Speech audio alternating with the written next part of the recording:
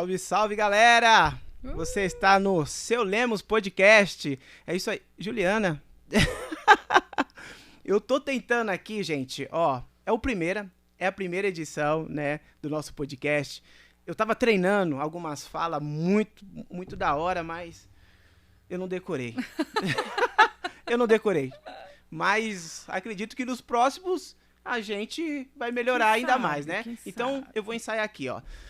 Salve, salve, galera! Você está no Seu Lemos Podcast e quem vos fala é o Dedé Lemos. Seja bem-vindo, gente. Bob Jonathan na contenção, Bob Jonathan nas técnicas. Salve, salve, Bob Jonathan! Opa, salve, salve, galerinha. Eu atrás das câmeras aqui, hein? É isso aí, gente.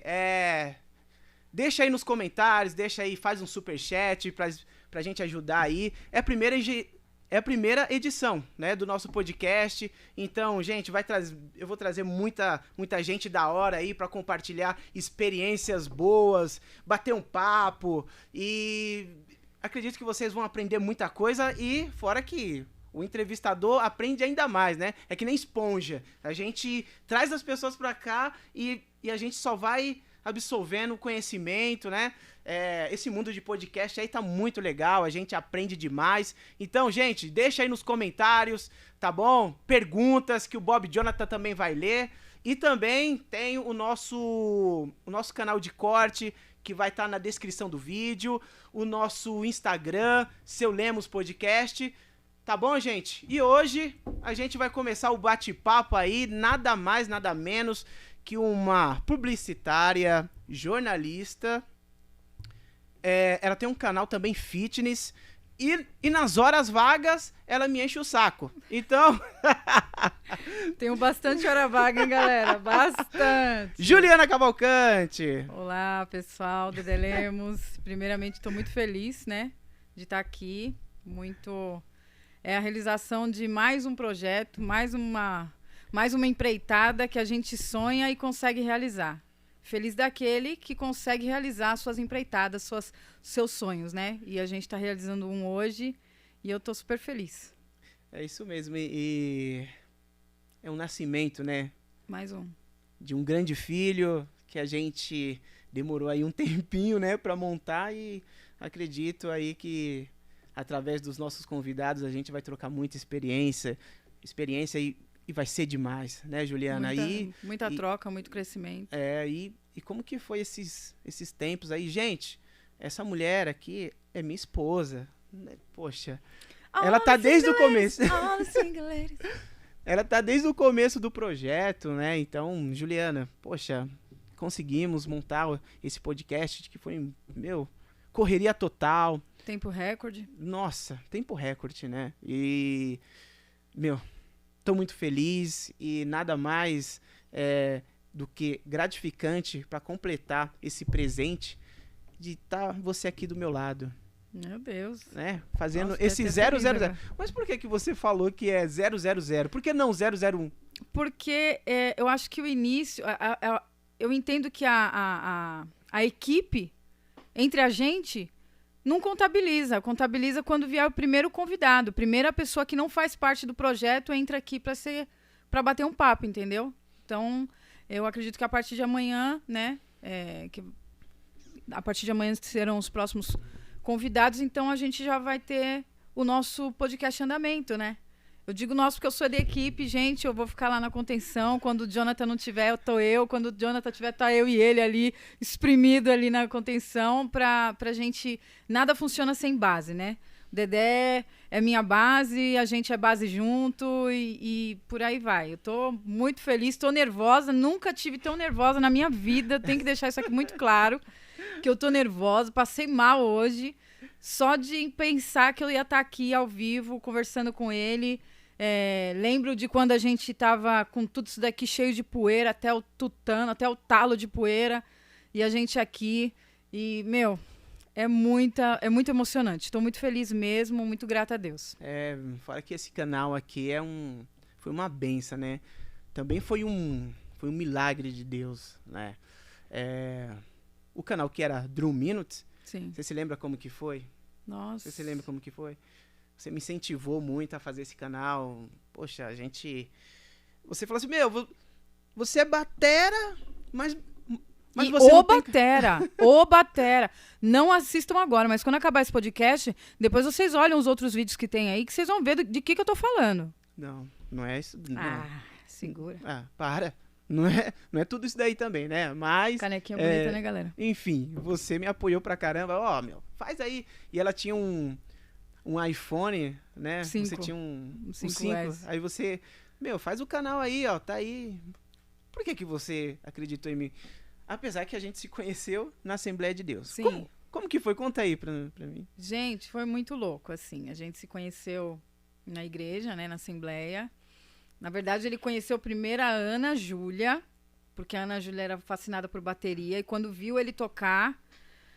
Mas vou voltar um pouquinho assim ainda a história. Quando eu morava ainda em São Paulo, uma amiga minha, a Luciene, ela veio cantar aqui em Arujá, numa igreja, e ela comentou comigo, lá em São Paulo, Juliana, tem uma igreja em Arujá que o batera, ele toca na orquestra e a orquestra para ele fazer um solo de batera. E eu sempre fui apaixonada por bateria, né? Eu falei, mano, que coisa é essa? O cara para, a orquestra para pro cara tocar? Que mala, né?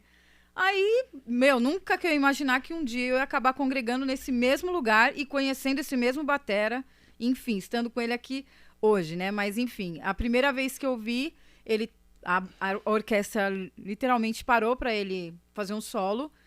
E aí eu falei, que é isso, cara? Aí ele tocou, depois ele foi sentar. Tipo, eu falei, mó mala esse cara, deve ser mala. É mala, é mala, é mala. Música é mala, né, gente? Meu marido não, mas músico é mala, geralmente. Para com isso. Não. Aí, vamos polemizar, não vamos polemizar, não. Depois eu quero falar sobre isso. Aí eu falei, poxa, caramba. Muito louco, o cara toca mó bem e tal, que não sei o que lá. Comecei a congregar na igreja e tal, a gente começou a pegar amizade, mas a Ana Júlia, o negócio da Ana Júlia era... Quando a Ana Júlia via... A Ana Júlia e todas as crianças da igreja, quando ele acabava de tocar, todas as crianças iam lá e ficava lá querendo bater, lá tocar na bateria também. E aí a gente acabou se conhecendo, fizemos parte do mesmo Ministério de Louvor, enfim, começamos a namorar Fora que você não gostava de mim, mim, não ia com a cara dele no começo. E nem eu com a sua cara. E nem ele com a minha, assim, foi muito louco, porque ninguém ia com a cara de ninguém aqui. E aí a gente acabou tendo um cupido chamado Espírito Santo, que nos convenceu. E estamos juntos, apoiando o outro, um sendo base do outro. E aí foi quando eu falei, o cara que toca desse jeito, tem um dom, um talento maravilhoso. YouTube bombando, todo mundo bombando no YouTube. Eu falei, por que você não tem um canal? Eu tenho um canal, mas é antigo. Eu postei lá os negócios, mas... Eu falei, não, um canal, ensinando, sabe? Fazendo o que você faz, cara, é muito louco, tal. E aí eu tinha um celular, um celular a mais em casa, e ele falava, tem que ter câmera, tem que ter GoPro, tem que não sei o que lá. É aquela coisa, né? Eu não faço porque eu não vou até a padaria porque eu não tenho uma Ferrari. Mas você consegue ir com o fusquinha que você tem. E aí ele tava colocando todos os empecilhos ali. E aí foi quando eu falei, não, grava com esse celular aqui, vamos começar. Aí começamos. Engraçado que depois disso, pouco tempo depois, chegou câmera mesmo. Não foi muito tempo. Foi. Pouco tempo depois chegou câmera, chegou iluminação, e aí as coisas começaram a mudar. O conteúdo dele começou a ficar cada vez mais de qualidade. Um dos melhores tutoriais de bateria. Tem muitos tops aí, mas eu falo com propriedade porque eu lembro do empenho que ele tinha aqui para gravar cada aula.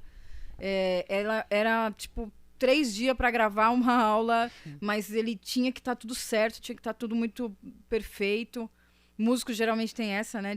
Tem que estar muito perfeito. E aí ele começou, né? Aí você começou com os tutoriais de bateria.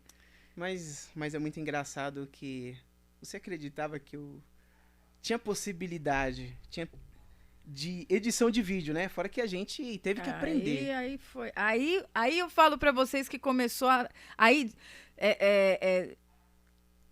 Não diz aquele ditado, quando nasce um filho, nasce uma mãe? É isso mesmo. No caso do Dedé, quando ele renasce a cada dia, assim. Ele renasce a cada fase. Se daqui a pouco ele chegar, eu vou ser piloto de Fórmula 1. Ele cria um carro de Fórmula 1 e ele vai pilotar o carro de Fórmula 1. E isso eu já tinha visto desde sempre. Só que ele me provou isso, começou a me provar isso na edição de vídeo, né? Porque você não entendia nada de edição de vídeo. Né? Você gravou e aí, tem que editar. Né? Ah, tem que editar, então eu vou aprender. E aí ele começou a editar o vídeo. Aí das edições de vídeo do canal, a gente montou uma produtora de vídeo, fez clipe. Pra vocês terem uma noção de tudo que ele pegava, todo o talento que ele tinha na mão, ele granjeava. Só que precisava mesmo desse empurrão, talvez, né? Precisava mesmo desse, vai lá, você sabe, você consegue. E aí tudo isso foi, até hoje, né? Até hoje todos os seus feitos foi você mesmo estudando por você. Não, eu vou aprender. O que tem que fazer? Tem que gravar? Vou gravar. Como é que edita? Vou aprender. Como é que coloca lá na plataforma? Eu aprendo. E tudo, assim, muito autodidata. O Dedé sempre foi muito autodidata. E para mim é um espelho dentro de casa, né? Agora a gente já tá no 2º ano, né? Casado. Praticamente 1 ano casado, quase no religioso, quase 1 ano. E a gente já tá, desde o começo da pandemia, a gente tá morando junto. E eu vejo isso dia a dia, assim. O que ele se propor a aprender, ele vai aprender e vai fazer e vai ganhar dinheiro com aquilo, gente. Então, assim, qualquer ideia que você der pra ele, ele faz. Isso é muito bom, isso é muito louco. Através do canal, você me ajudou muito na questão da parte da criação, né? Criação, o modo, como que o canal ele vai ser visto, né? Por que você escolheu aquelas cores, o logotipo, como que você tirou inspiração para fazer aqueles logotipos do Drum Minutes? Que agora é Seu Lemos Podcast, né? Sim, Como que você tem essas inspirações? Então, como o Dedé apresentou, sou publicitária, né? Desde 2006 aí eu sou publicitária, trabalho na parte de criação. Trabalhei em todas as áreas aí, praticamente, da publicidade. Só que a parte da criação é o que mais me fascina, né? Foi o que a minha mãe me introduziu aí nos cursos. Você vai fazer computação gráfica. E eu comecei estudando e trabalhando numa gráfica. Eu ganhava para estudar. Aí eu já trabalhava, já aprendi, já fazia por lá mesmo. E foi muito louco, assim. Eu sempre gostei da parte de layout, de gráfica. Trabalhei muitos anos com isso. E a gente uniu o útil ao agradável, né? O Dedé tinha alguns conhecimentos e eu outros. Então, isso eu tinha conhecimentos diferentes do dele. Isso foi uma junção que deu muito certo. Aí fomos começar a criar a sua identidade visual, né? A identidade visual do Drum, né? A criação, né? No caso, a criação do logo, que foi uma novela, né, para nós, porque eu gosto de criar quando o cliente não está perto de mim, porque o cliente, ele fica colocando muito pitaco e você destrói seu raciocínio criativo. Só que o cliente era meu namorado na época, então vamos criar, vamos. Aí eu tive a triste invenção de criar com ele ali do meu lado. Mas enfim, foi muito maravilhoso, foi muito legal, porque o Dedé é um cara super acessível, super versátil, e a gente chegou naquele logo do Drum, né? Que foi um estudo muito legal pra gente, foi bem... Ele não sofreu mutações, ele sofreu poucas mutações, a base dele é a mesma praticamente, nunca mudou. As cores porque eu quis mostrar literalmente poder para o povo preto, por isso que é marrom, por isso que é as cores nossa cor mesmo. Entendi. E, enfim, aquela ideia da mão, do drum, do relógio, enfim, tem toda aquela história, né? Porque era o minuto do batera, a tradução era o minuto do tambor, minuto do batera, minuto da batera. Era primeiro fazer vídeos de 1 minuto, né? Aí depois a gente viu que não dava, só 1 minuto não dava. E, teve vários momentos tops a gente viveu com o Drum Minutes, né? Várias histórias maravilhosas, assim. E você falou muito da sua mãe, você acabou de falar da sua mãe, né? E você contou pra mim, né, sobre a história da sua mãe, que hoje você é publicitária por conta dela. E como que você foi parar nessa profissão?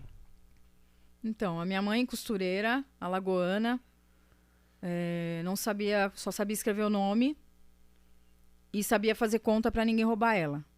Ela aprendeu a fazer conta pra ninguém roubar ela, literalmente. Que ela veio pra cá com 13 anos, 14, pra trabalhar numa empresa de costura. E ela falou, eu vou e vou levar toda a família. Me espera, que eu vou trabalhar e vou levar toda a família. Eu vou pra cidade grande. E aí, ela veio, né? Eunice Cavalcante Ferro, que depois virou Eunice Cavalcante Souza. E ela começou a trabalhar nessa empresa, né, de costura. Começou ali fazendo as costuras na reta, que é uma máquina chamada reta. E aí depois ela foi migrando. Pessoa analfabeta que não sabia nem ler e escrever malemar, ler direito. Ela virou encarregada da empresa, encarregada da seção. Ela coordenava mais de 200 mulheres. E ela era uma mulher fantástica, forte demais. Forte, inteligentíssima. Vendia até gelo derretendo, ela vendia. Ela fez de tudo. É por isso que eu falo assim, eu falo muito pro Dedé, porque o Dedé é a pessoa mais parecida com a minha mãe que eu conheço. Porque de tudo que ela pegou, ela não deixou da mesma forma. Sabe? Pegar isso aqui, tá, o que isso aqui me traz mais? O que isso aqui pode me trazer mais? Isso aqui precisa me trazer mais coisas. Isso aqui não pode ser só uma caneca. E você tem muito disso. Então, assim, o que mais nos identificou, né, foi isso. Ter essa Eunice, sabe? Eu vejo muito a minha mãe em você. Vejo muito a garra que ela tinha, a vontade de transformar coisas. Não, isso aqui tem que ser uma coisa boa. Isso aqui tem que dar mais. Eu tenho que extrair mais disso aqui. E é isso que eu vejo. Foi isso que eu aprendi com ela. Ela falou, eu não vou ter. Diferente das mães de hoje, isso aqui pode até virar um corte, né, gente? Porque, olha, diferente das mães de hoje que querem dar muito para os filhos o que elas não tiveram, só que elas querem limitar o processo de aprendizado do filho, já quer dar pronto. A minha mãe não. Verdade. A minha mãe, o que ela fez comigo? Você vai aprender vai trabalhar com computação gráfica. Vai trabalhar com computação gráfica porque um cliente meu, que ela vendia biscoitinhos, né? Ela se aposentou, né? A história é muito grande. Ela entrou na empresa com 14 anos, ela se aposentou com 37 anos por tempo de serviço na época. E aí ela, claro, ela não ia parar, começou a fazer roupa em casa, ela e meu pai, para vender. Começou a vender roupa, vendia tudo. E aí ela começou a vender doces. É um doce que uma gaúcha amiga dela ensinou. Ela foi comer o doce na casa da gaúcha. Falou, Nice, isso aqui Qual que é o nome? Cueca virada, chama. O nome do doce. Gaúchos de plantão, cueca virada, vocês conhecem. Cueca virada. É tipo um bolinho de chuva. A massa é de bolinho de chuva, mas ele tem ele é um doce comprido, assim, muito louco, frito. E com açúcar e canela por cima. Ela foi comer na casa da gaúcha amiga e ela fez daquilo uma empresa. Ô, louco! Ela falou, vou vender isso. Vou fazer e vou vender. O que tem que ter? Fritadeira. Vou comprar uma fritadeira. Como que tem que ser a massa? A massa tem que descansar 6 horas. Então, ela acordava 3 horas da manhã junto com meu pai, fazia a massa, deixava a massa descansar, fritava e 7 horas da manhã ela estava entregando nos bares para os caras tomar café da manhã, antes de trabalhar. Então, assim, tudo que ela pegou, ela fez. Ela espremeu. E aí, um dos clientes dela, que comprava esse doce, essa cueca virada, falou pra ela... Uma vez eu fui entregar com ela, vindo da escola, fui entregar os doces com ela, os potes, na parte da tarde. Você saía pra vender junto com ela? Saía pra entregar. Porque de manhã, ela entregava e à tarde tinha outra remessa. Da tarde, entendeu? Entendi. Então, a remessa da tarde, como eu chegava da escola de manhã, eu almoçava e ia com ela entregar.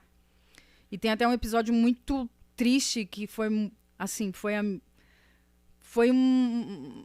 Eu acho que o momento mais triste que eu tive com ela, porque a gente entregava a pé e a gente andava muito. Sim. A gente saía 2 horas da tarde e voltava, 6, andando. Não era ônibus, louco. não tinha ônibus. A gente não tinha condição para pegar ônibus. Os bares era tudo a pé. E os potes no braço. Caramba. E às vezes a gente voltava com alguns potes cheios, porque a minha mãe deixava como consignação. Os caras não pagavam. Às vezes os potes vazios. Era uma surpresa, mas a minha mãe não desistia. E a gente foi entregar numa empresa chamada São Roberto, que existe até hoje, empresa de papelão, em São Paulo. E tem uma curva muito grande nessa empresa. E os carros passam assim, né? E tava chovendo. Aí eu tava com sacolas, a minha mãe com sacolas, e guarda-chuva a gente colocava embaixo do braço. Uhum. O guarda-chuva ficar em cima da gente, a gente não deixar nada molhar. O carro passou na poça e ele veio com tudo. Ele fez uma onda em cima de nós duas. Ele fez uma onda. A gente estava chegando na empresa para entregar essas massas. O carro fez uma onda de água suja em cima da gente. E aí molhou tudo. Molhou a gente, molhou os doces que tinham sido feitos, frescos. A gente sentou numa marquise, um pouquinho mais para frente. Não vi a minha mãe chorar, não consegui. Eu nunca tinha visto ela chorar. Foi a primeira vez que ela chorou, ela falou: essa massa ficou desperdiçada, né, filha? Chorou, caiu uma lágrima, toda molhada, falou: tá bom, vamos embora. Amanhã de manhã a gente entrega. Caramba. E a gente perdeu aquela massa. E aquilo pra mim, eu falei: meu Deus, um dia eu tenho que tirar ela dessa dessa situação. E, cara, na verdade, ela que tirava as pessoas da lama. Ela conseguia tirar as pessoas da lama. Ela, pra mim, o cliente falou pra mim que computação gráfica é a profissão do futuro. Então, eu vou pagar pra você fazer. Ele vai dar a metade, porque você vai trabalhar lá, e eu dou a metade. Eu não fiz computação no SOS, Excel, essas coisas. Eu fiz já direto computação gráfica. Porque ela já me introduziu nesse ramo. É diferente? Totalmente. Qual que é a diferença? Porque o Excel, o Word, o pacote, sim. o pacote, o Office, né? Office. Era para aprender a digitar contrato, aquelas coisas, né? Digitação, tal. Excel, planilhas. Sim. Eu não aprendi nada disso. Eu não aprendi o pacote Office. Eu aprendi o pacote Adobe, Corel. Tudo então de ilustração. Edição tudo. de vídeo? Não. Nessa época não tinha edição de vídeo. Era tudo, para mim, foi tudo para edição gráfica. Todo voltado à gráfica. O Adobe Photoshop é voltado para foto, para isso. Mas qual que era o software daquele? Era o Adobe Photoshop. E tinha o Corel? CorelDRAW 3. Pra você ter uma 3. ideia, tá no 20 e poucos. Nossa. Eu comecei a estudar no 3. Vai revelar a sua idade. Abafa. Esquece. Esquece. CorelDRAW 3. Comecei do 2 pro 3. E o Adobe PageMaker. Se tiver algum editor assistindo isso, se você lembra do Adobe PageMaker, por favor. PageMaker era o nome. Caramba. E como que era a cara dele, assim? Mano, ele era aqueles gráficos grandes, grotescos, zoados. Assim. Feio. Mas era do pacote Adobe. Mas era resolvia ali, né? Sim, resolvia tudo ali. Toda a questão. Edição de jornal, de revista. Entendi. Sabe? Convite de casamento, impressos em geral. Tudo a gente fazia o layout ali. Aí sua mãe colocou pra você fazer me colocou dentro de uma gráfica pra me estudar com o professor Sebastião. Ele ele foi depois trabalhar no jornal de Jaú. Aí foi ele, o Douglas, que eu trabalhei muitos anos com ele. Depois a gente saiu dessa gráfica, que foi a Planet Graphic, que foi quando eu comecei a aprender. A gente foi pra Liligraph, que foi onde eu fiquei muito tempo lá. Meu pai, depois entrou como vendedor lá. Meu pai tem várias histórias comigo, com meu pai também, gente, pelo amor de Deus. Mas a minha mãe é aquela mulher que ela me deu tudo que ela não tinha de oportunidade e não de presente. Foram poucos os presentes, mas eu acabei me tornando mais rica em conhecimento. Ô, louco. Do que em presente. Caramba. Ela suava muito pra me dar um Nike, pra me dar um Lecoq Sportif. Já tô revelando a idade, né? Lecoq Sportif. Ela suava pra me dar um agasalho. Não tinha camelô na minha época, né? Não tinha falsier. Não tinha aquelas... A réplica. Não tinha. Então ela suava a camisa pra me dar um agasalho da Adidas. Caramba. Meu pai falava pra mim, ó, esse tênis aqui é pra durar, tá? É um Nike, foi caríssimo, é pra durar. Você só vai trocar se ele estiver em bom estado pra dar pra outra pessoa.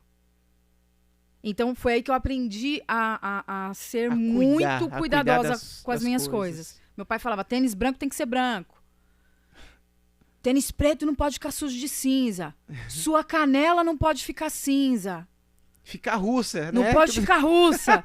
Não pode. E tinha os neguinhos, né? Deixa eu abrir um parênteses. Pode. Cara, quando eu jogava bola quando era pequeno, mano... Pequeno não. Fala pequeno, então foi ontem. Não. Calma aí, gente. Calma aí, segura. Quando era novinho, né? Novinho. Cara, jogava bola no meio da rua, cara, e quebrava a perna e vai pra lá. A canela parecia, rapaz, era russa, cara. E tinha até os rachos, né? Meu Deus do céu. Tem até o racho aí. Aqueles que tem aí, ó, canela, coloca aí nos comentários aí também se vocês passaram por isso. Principalmente neguinho assim, cara. Não passava creme. Gente, não tinha creme. Não passava porque não tinha. Não. Era água. Molhava a mão e passava na perna. É verdade, né? Não tinha creme. É mesmo. Eu ganhei creme de aniversário quando eu fiz perto de 12 anos de idade. Eu ganhei um creme de aniversário. Depois aí eu comecei a usar, eu vi que era legal, aí eu comecei a pedir pra minha mãe comprar, né? Porque... Na verdade, em casa tinha. Sim. Mas tinha. Mas e pra gente passar é uma luta, cara. Não. A minha mãe... Isso era coisa de adulto. Olha essa perna aí, rapaz.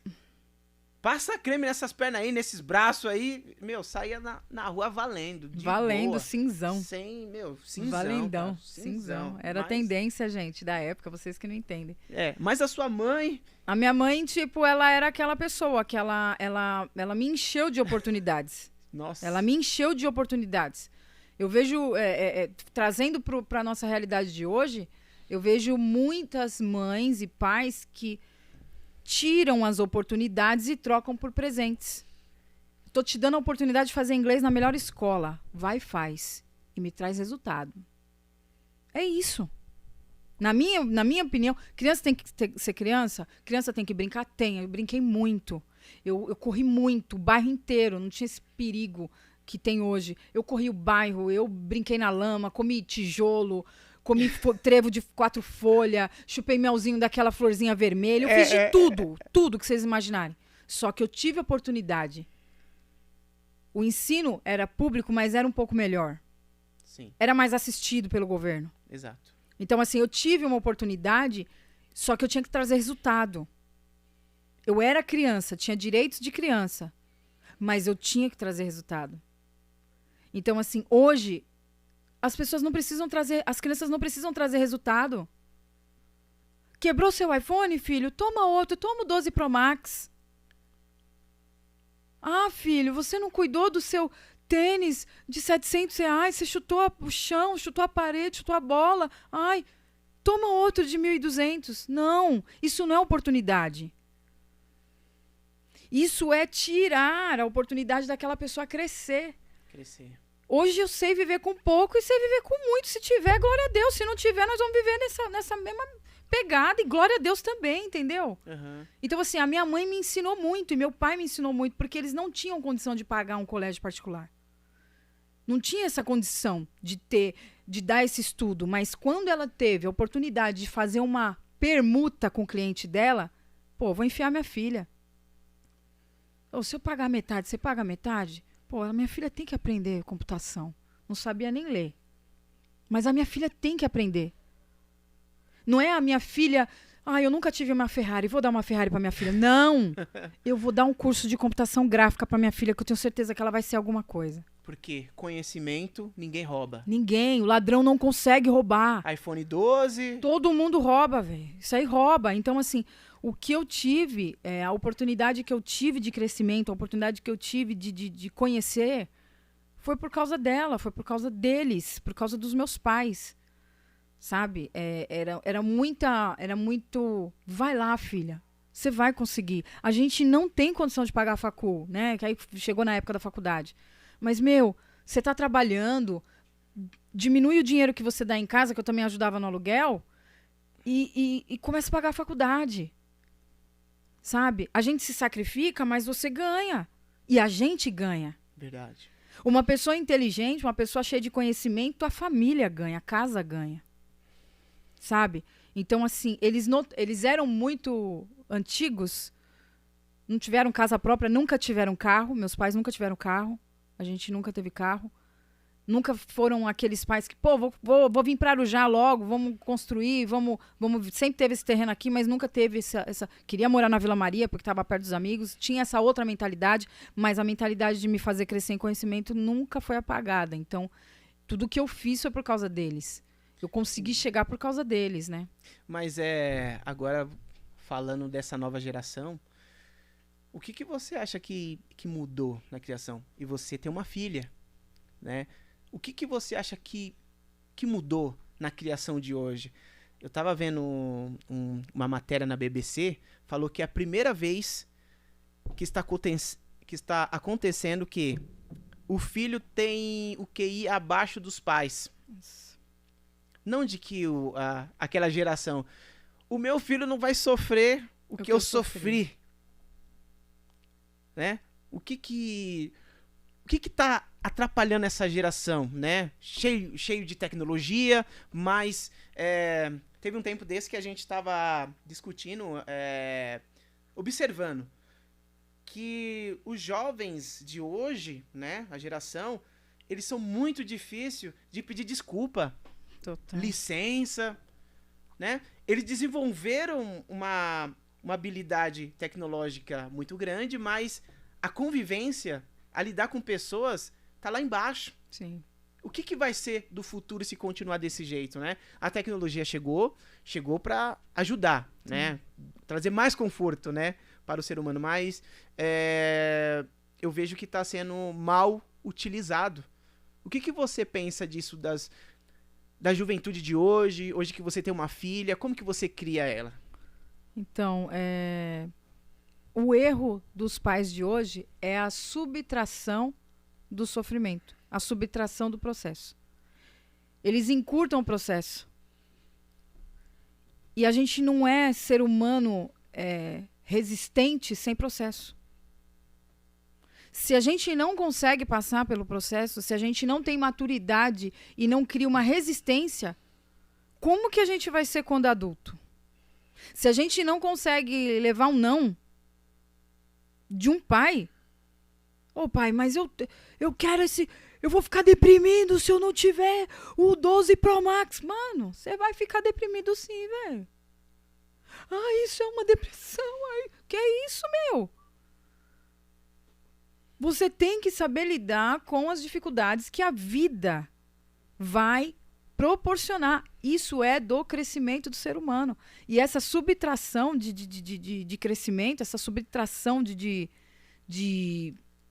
essa subtração de crescimento do processo na criação de um filho, ela está trazendo pessoas muito vazias, muito irresistentes, muito quebráveis, muito sensíveis.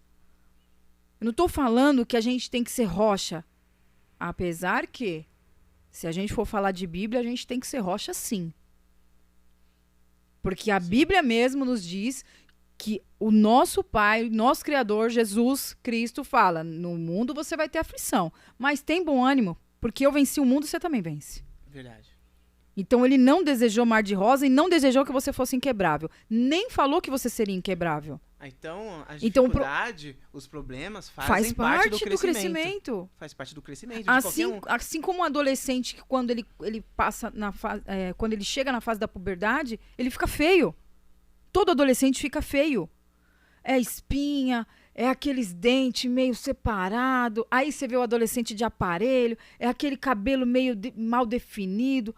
Porque é uma fase de crescimento. É o braço que é muito grande, é o pé que é 45 e ele sabe, é estranho. Você tá falando do Bob Jonathan? Não, te amo, Bob. Aí lasca nós aqui, meu. Aí você tá falando de mim, né, velho? Aí lasca nós. Bom, vamos aproveitar.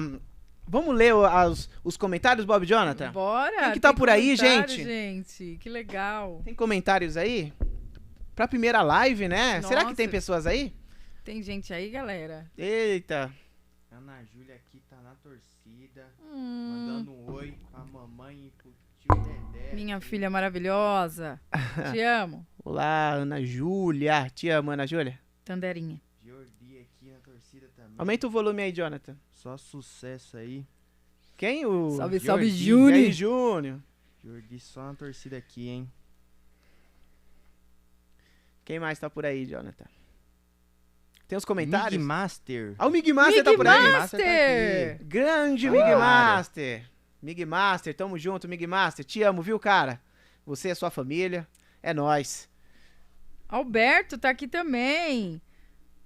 Também tá por aí, Albertão? Tá, o Diego JS Oficial, fala Dedé. O Pastor Leandro! Ah, o pastor Leandrinho também tá por aí. Pastor Lê! Ô, pastor Lê. A Pastor Lê. Michele também tá por aqui. Michele. Pastor Lê tem muita culpa nesse negócio aqui, viu, pastor?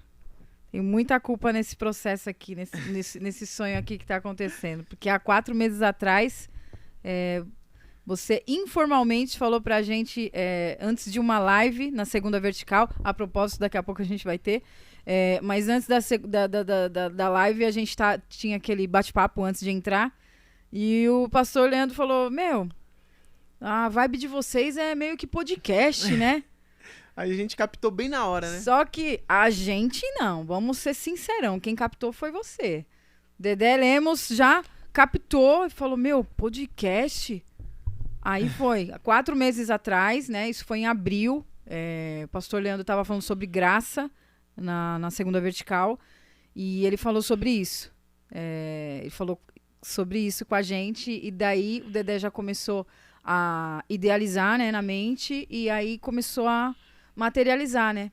Quando a gente começou a correr atrás das coisas. E, pastor Leandro, a gente te ama e muito obrigada mesmo por ter falado isso e a gente chegar onde a gente está chegando agora, que também é culpa sua aí. Um beijo para você, um beijo para a pastora Suzana, para o Vinícius e para o Arthur. A gente tava conversando sobre a família, falando muito da sua mãe, né? E ontem foi Dia dos Pais, né? Quem foi seu pai pra você, cara? O que ele te ajudou? Porque você sempre fala dele, né? Quem é ele?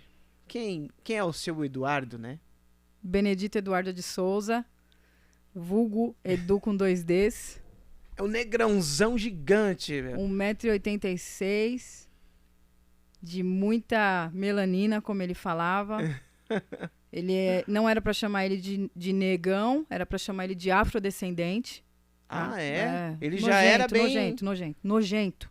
Metrosexual, super vaidoso, fazia unha toda semana, barba, e cortava o cabelo toda semana, e ele tinha um gel. Ele era careca, mas ele passava um gel de cabelo que ele tinha que ter. Se acabasse o gel, ele ficava louco em casa, mas ele era careca. Mas ele passava o gel na careca.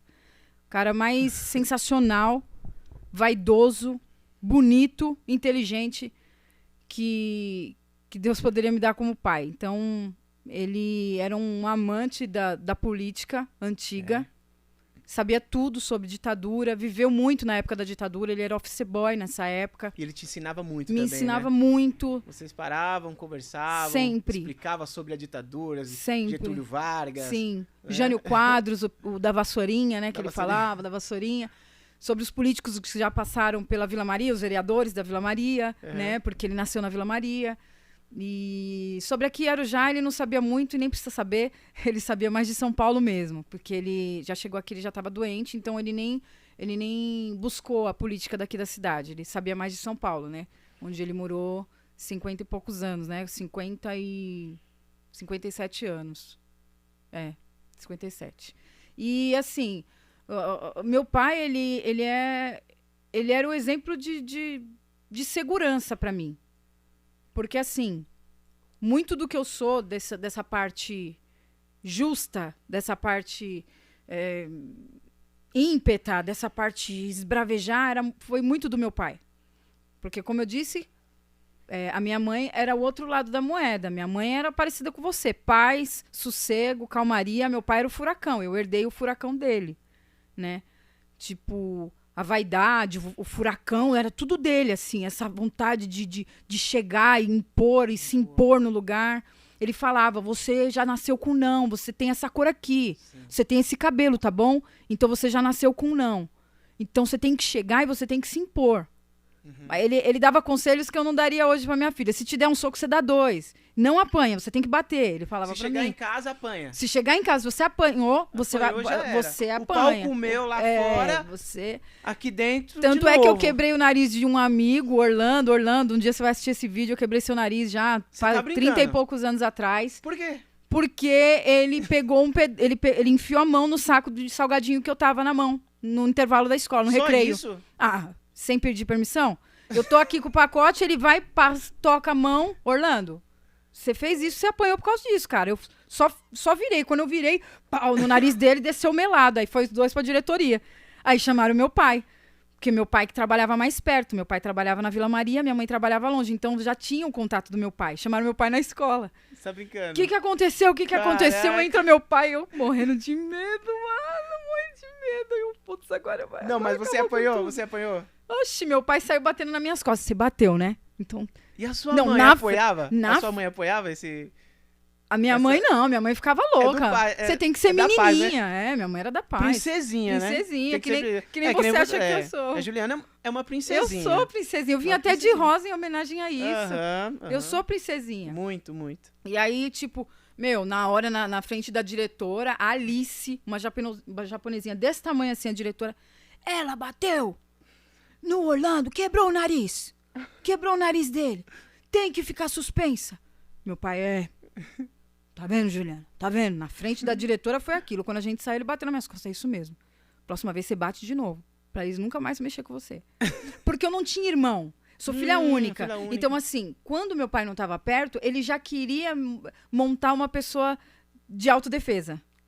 Ele não queria montar uma menininha que saía correndo e chamava os primos. Uhum. Ele já queria que eu resolvesse ali mesmo, entendeu? Então, eu acabei resolvendo com o Orlando. Orlando, desculpa. Um dia a gente se tromba aí e espero que seu nariz esteja bom. Ei, Juliana, é muito engraçado que quando eu era também na escola, cara, mas eu era assim, eu gostava de brigar, mano. De sentar a mamona, de sentar o cacete, os caras maiores do que eu.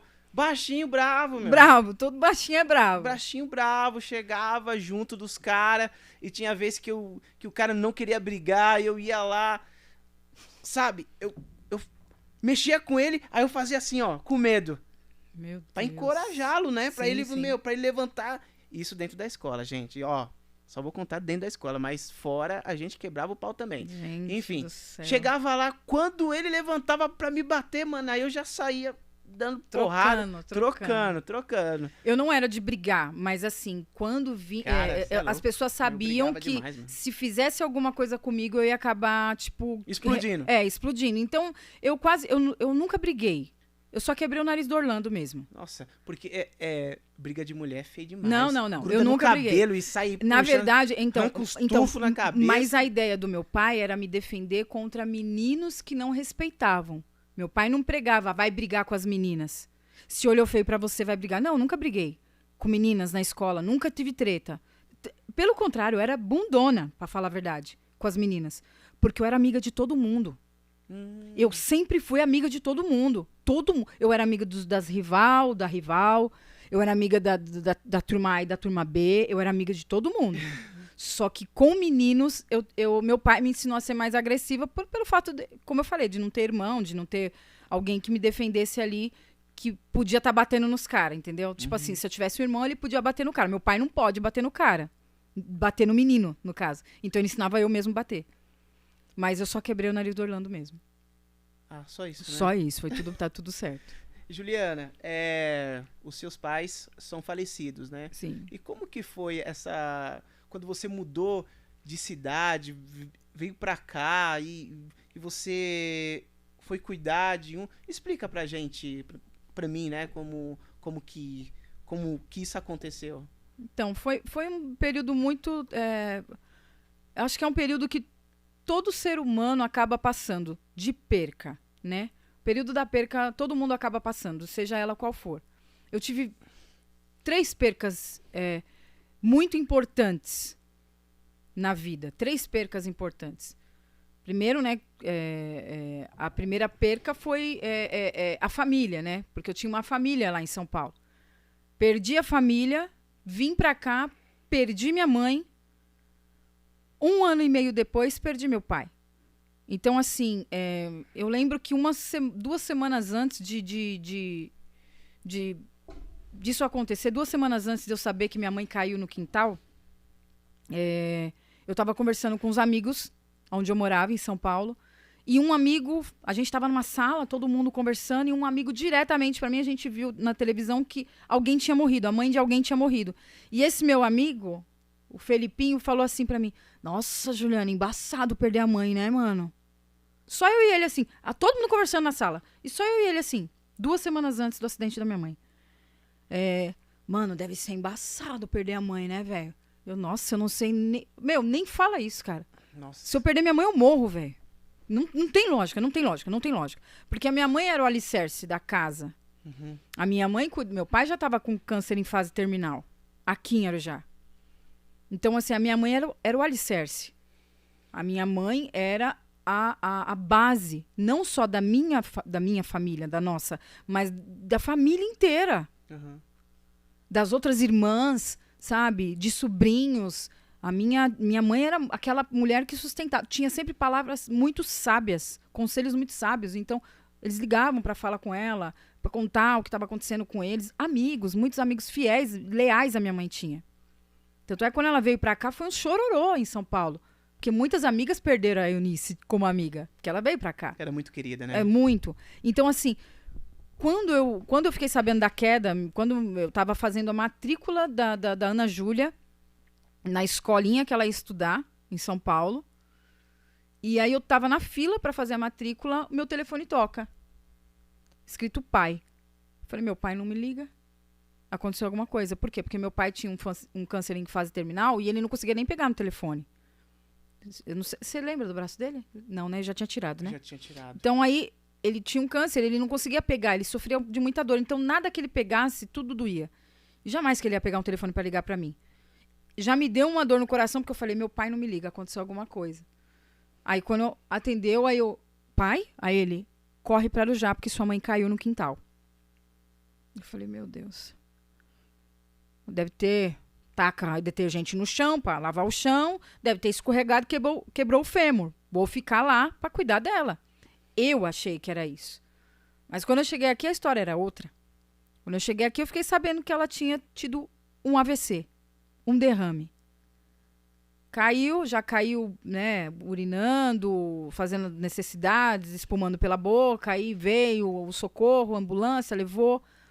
E aí ela teve mais 4 AVCs e faleceu. Ela teve... Em 12 dias a minha mãe faleceu. Só que aí caiu tudo no meu colo. Por quê? Cuidar do meu pai estava em processo de quimioterapia. Eu não sabia nem onde era o hospital que meu pai fazia. Sabia, fui visitar, mas eu não sabia nada do processo. Então eu tinha que cuidar de tudo. Tive que cuidar de tudo. Não tive tempo de sofrer o luto com ela. Dela. E claro que chegava épocas que eu chorava muito, mas eu não queria passar esse sofrimento pro meu pai, porque eu estava perdendo meu pai também. Então, e eu não queria passar esse sofrimento pra minha filha, porque minha filha tinha acabado de perder a vovó. Eita. Então você era uma coluna ali... Eu virei o que minha mãe era, sem ter a experiência dela. E não viveu o luto. Não deu tempo de chorar, né? Não. Não deu tempo. Tive tempo de chorar. Não tive tempo de chorar. Porque eu não podia mostrar isso. Meu pai estava ali. Meu pai fez 38 baterias de químio até ele falecer. Para quem já passou por químio, sabe o quanto é degradante. O ser humano fica degradado. Ele tinha 1,87 m. Meu pai pesava 90 e poucos quilos. Era lindo. Lindão. Lindo. Meu pai acabou a vida com 52 quilos. Com os mesmos 1,87 m. Só osso. Pesado. Só osso aguentando ele. Então, assim... E um braço que pesava quase 13 quilos. de tumor, né? De tumor. De tumor. Meu pai tinha muitos tumores no braço. Então, assim, claro, ele perdeu a mulher, quase 40 anos de... Quase não, 40 anos de casado, 40 anos de convivência. Ele perdeu a esposa e tá lá, eu e minha filha. Ele também tentando ser forte. Ele passou a vida tentando ser forte. Ele passou o resto da vida dele tentando ser forte, aguentando dores que nenhum animal. Ele falava que ele não desejava isso nem pro pior animal, nem pro pior inimigo. Ninguém merecia a dor que ele sentia. Ele gritava muito. Então, assim, lidar com essas duas percas só foi menos pior porque você chegou na minha vida. Porque enquanto eu tava sozinha, tava muito difícil. Muito difícil. Então, assim, é muito bom quando a gente tem com quem dividir. Até a dor. Como que um cara solteiro, músico, super assediado e tal, e não sei o que lá, vai se interessar por uma menina, sabe, que tá passando por vários processos difíceis na vida, um processo difícil atrás do outro, tanta mulher, e ele foi logo querer carregar o fardo daquela pessoa. Você não, eu digo que, eu falo que muito que o Dedé, ele não veio, se interessou para ter um romance com a Juliana. Ele veio para carregar meu fardo. E de quebra a gente teve um romance, mas o principal contexto da nossa história foi você carregar meu fardo. Eu peguei um pouquinho, né? Eu lembro quando... Uns 4 meses, 3 meses? Você lembra a primeira vez que você viu meu pai? A situação que ele estava? Atrás jogado do banco do seu carro. Ele tava com indo dor. pra fazer quimioterapia. Quimioterapia. Então, assim, ele viu, né? Você participou, assim, da vida do meu pai durante 3 meses, de março até julho, né? Quando ele faleceu em julho. Ele esperou você chegar pra ir, né? Ele esperou muita coisa. Esperou até seu aniversário, que ele sabia que eu tava preparando uma surpresa. Ele ficou todo feliz que eu tava preparando uma surpresa. E ele foi depois do seu aniversário. Então, assim, ele é o exemplo, ele é o maior exemplo de força que eu tenho. Sabe? Ele é o maior exemplo de braveza que eu tenho. Tipo, tem que aguentar, mano. Tem que aguentar e já era. Não adianta. Não tem opção. Não né? tem opção, cara. Não tem opção. Não tem medinho, não tem opção, não tem que... Ai, que não sei o que não, cara. Ai, porque olhou feio pra mim. Não tem isso. Não tem. Esse era o que meu pai... Isso era o que meu pai pregava pra mim. Isso era o que ele mostrava pra mim. Esse exemplo. E quando ele começou a ter o câncer, porque você vê um cara super saudável, lindo, forte, super independente, super protetor. De repente o cara pega, começa a andar na rua e cai na rua. Meu pai começou a cair na rua.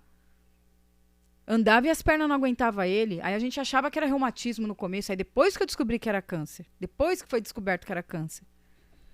E aí, voltando, né, também, minha mãe, até um episódio curioso, mas a minha mãe, ela, católica, né, e ela falava, quando ela morresse, ela queria que doasse as roupas dela para a igreja católica. E falou da igreja que tem aqui no bairro e tal.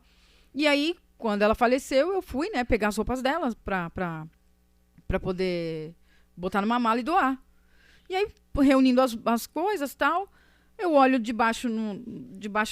na parte de baixo do guarda-roupa, um envelopão, assim, bem grande, assim. Aqueles envelopes de tomografia, né? De exame de cabeça, né?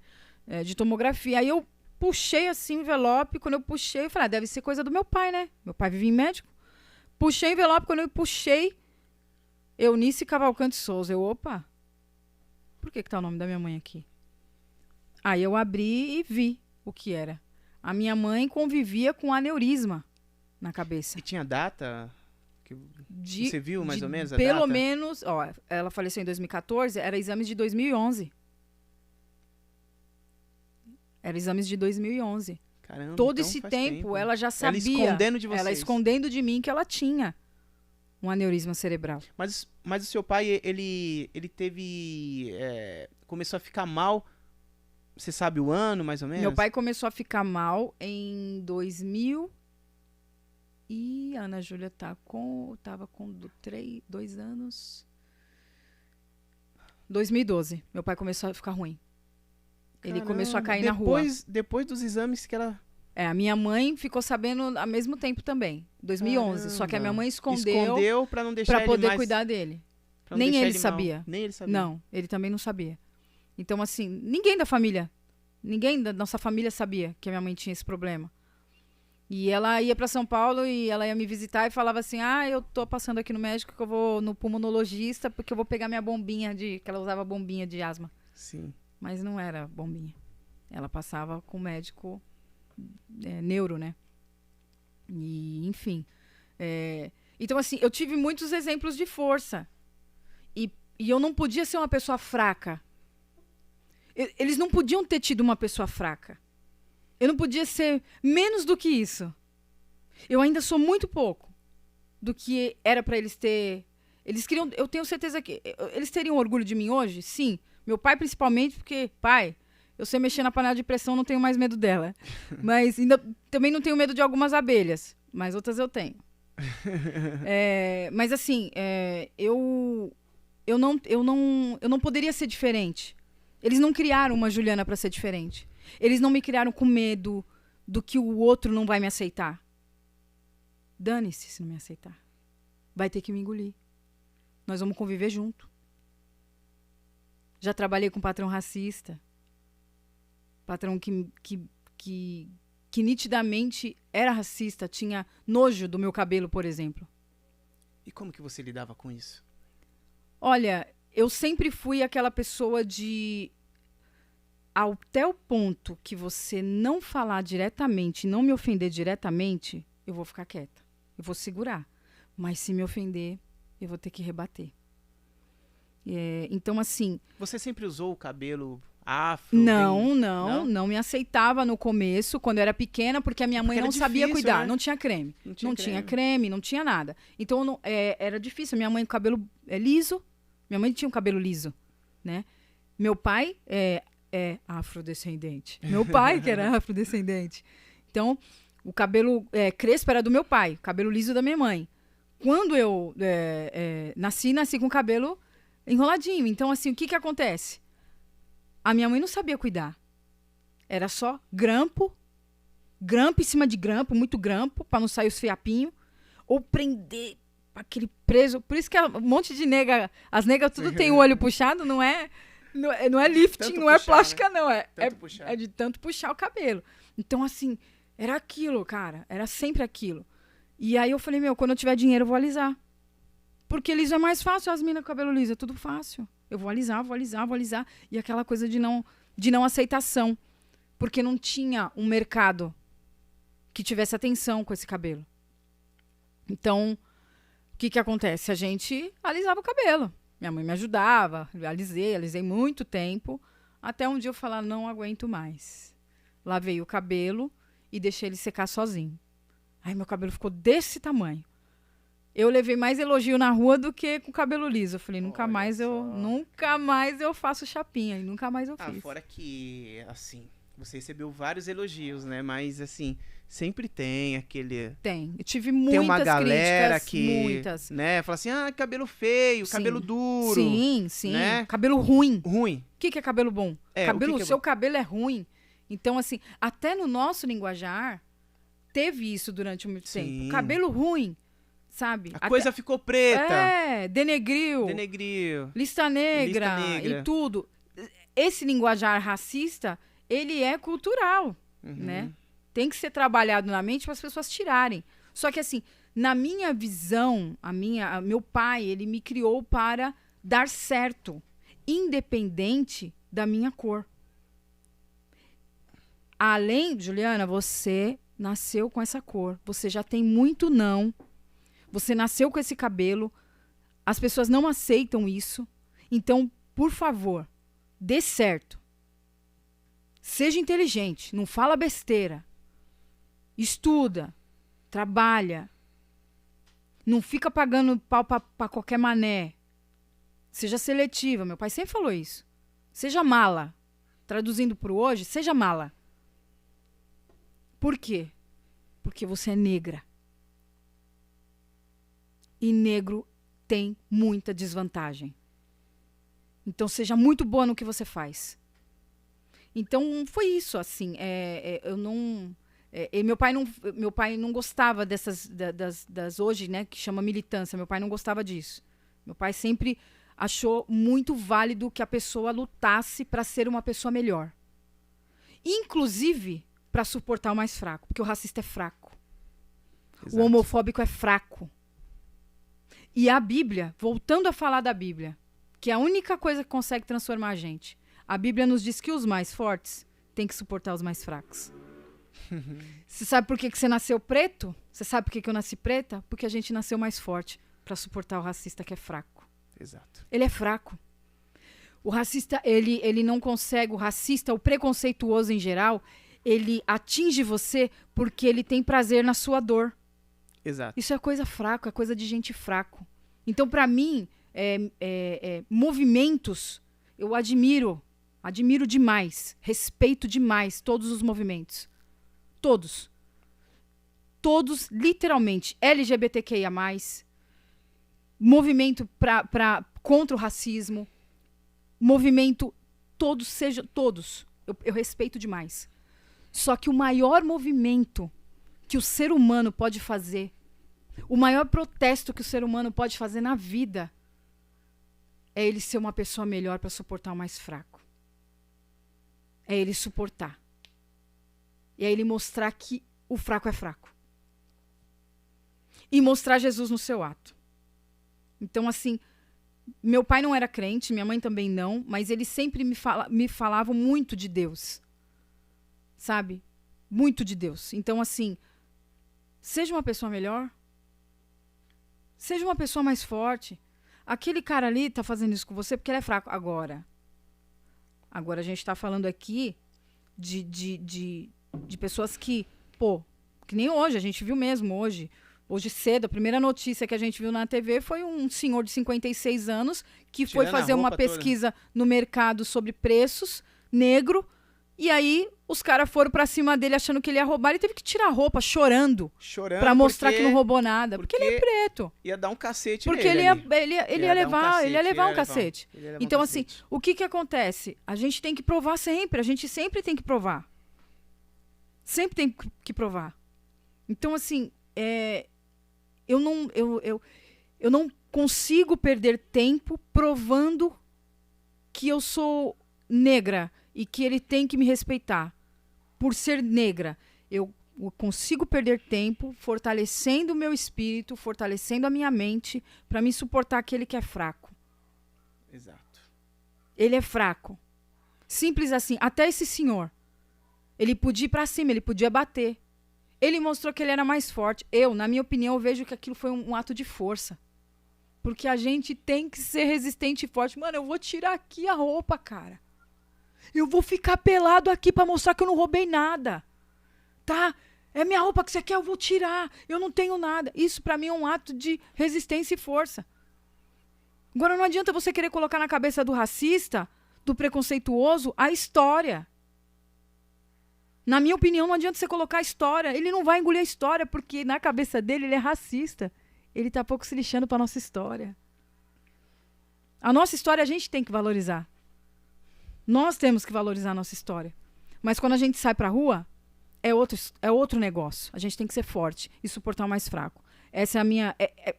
eu digo, isso foi parte da minha criação. E a minha criação eu não nego, porque eu fui criada por um herói e uma heroína. Um herói preto e uma heroína analfabeta e nordestina. Eu fui criado por 2 heróis. E essa história eu não posso apagar. Jamais. Jamais. O que eles fizeram, o trampo que eles deram pra me criar, jamais. Nenhum movimento, mas nenhum movimento consegue me seduzir e me tirar dessa história que Benedito Eduardo de Souza e Eunice Cavalcante Souza construíram. Não tem como. Essa base não tem como sair de mim.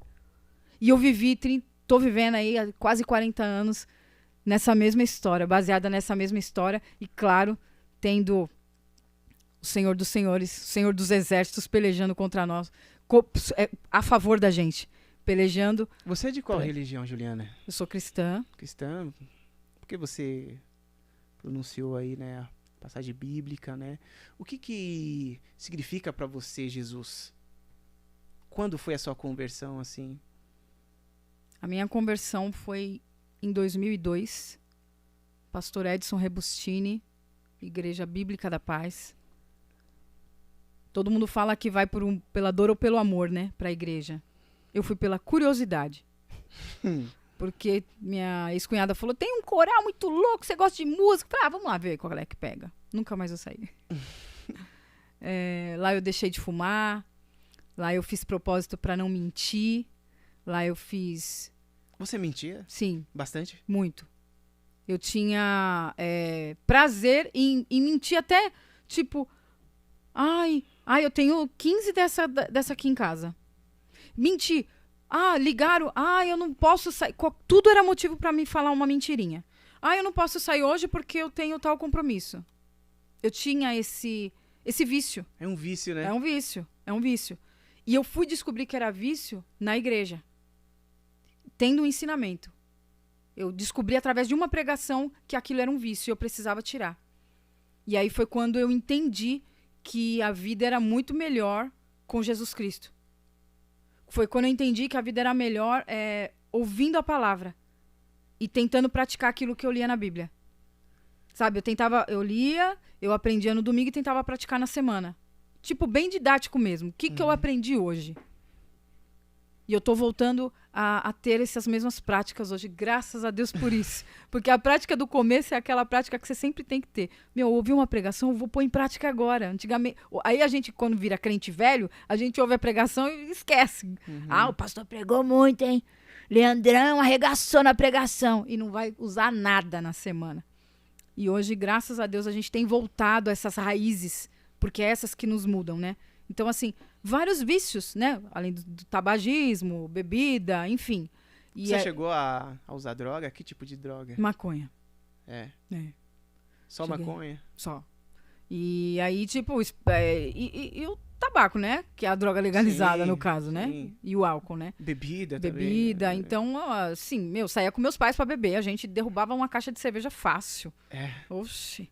E quem te ensinou a beber, Juliana? Não foram meus pais. Não foi? Não foram meus pais. E meus como pais. que eles descobriram? Tanto é que quando eu tomei o primeiro gole, assim, de bebida, assim, foi um champanhe, numa virada de ano, acho que eu tinha uns 13 anos, 12 anos. Meu pai ficou muito nervoso, falou que não queria. Aí uma tia minha falou, mas você quer mostrar o quê? É óbvio que você... Só que eu não... espelho, né? Um espelho. espelho, E aí, tipo, aí foi aceitando, né? Eu fui ficando maior, eu trazia a caixinha de cerveja e nós bebíamos junto em casa. Era esse negócio. Então, assim... Mas eu fui... Quando eu tive encontro com Cristo, eu queria me limpar de tudo que me trazia aqueles vícios. Tudo que me deixava mal, né? Eu sempre falava, né? Depois eu dei aula para adolescentes aí na igreja. Eu falava que o Espírito Santo ele é o semáforo. O semáforo é o verde, é o siga, você tá certo. O amarelo, toma cuidado, que você tá entrando num ambiente perigoso. E o vermelho é para, não faz. Então, toda vez que acendia aquela luz vermelha ou amarela, eu já ficava em alerta. Então, eu tinha que eliminar. Eu fui por eliminação, fui parando com as coisas por eliminação. Primeiro, eu fui tentando limpar o externo, o que é errado. Eu fui tentando limpar o externo e depois eu fui pro interno. Tive um trabalho maior, porque quando a gente entra no evangelho, quando a gente começa a limpar por dentro, para fora transparece, né? Mas eu fui meio pelo contrário por causa da religiosidade da época. Hoje a gente vê uma igreja num formato diferente. Ela tá interessada em você por dentro. Depois você começa a ser limpo do exterior. Então, assim, foi onde eu me encontrei. Me encontrei com Jesus, que... Pra que lugar que eu vou se só ele tem palavra de vida eterna? Vou pra onde? Vou pra lugar... Que lugar? Pra onde? Só ele que tem palavra de vida eterna. Então, foi esse Jesus maravilhoso aí que mudou e muda todo dia a minha vida. Todo dia ele me constrói, porque meus pais foram embora, minha base de conselho foi embora. E minha base de conselho me criou dessa maneira que eu te falei. Seja melhor, seja forte pra suportar o fraco. Eles foram, mas o Espírito Santo faz o papel deles bonitão comigo. Lindão. O Espírito Santo é tão lindo, Deus é tão lindo que trouxe o Dedé. que faz o papel da Eunice ainda e do Edu ainda de quebra, porque ele mistura ali, tem uma hora que baixa um Edu, baixa uma Eunice ali, que mistura os dois e eu já fico, sabe, saciada de saudade, saciada da presença deles na minha vida. Então é isso. A história Muito dos bom. heróis, do herói negro e do herói preto e a heroína nordestina, Super-heróis analfabeta, existem, né? existem. E não são da Marvel. Existe da Marvel, né? Mas da vida real são os nossos Esses pais. são. Esses grandes exemplos aí, né? São. Que a gente tem, que forjou o seu caráter, Sim. que você se inspira muito nele, né? Bastante. Às vezes você fala assim, o meu pai me ensinou que tal coisa, questão da ditadura, ou se não,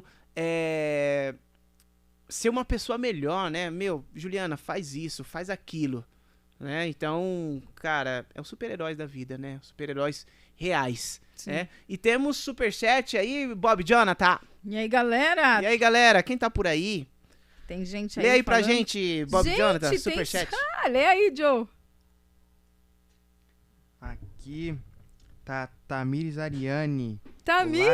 galera. E aí, Tami? Top demais esse podcast. Que Deus abençoe cada vez mais. Nossa, Tami, um beijo pra Beijo, você, Tami. Clemilda. Jordi mandou superchat pra nós. De quanto? De 10 e outro de 5. E veio Uau. uma mensagem junto, hein? Ó, Que veio lindo. mensagem?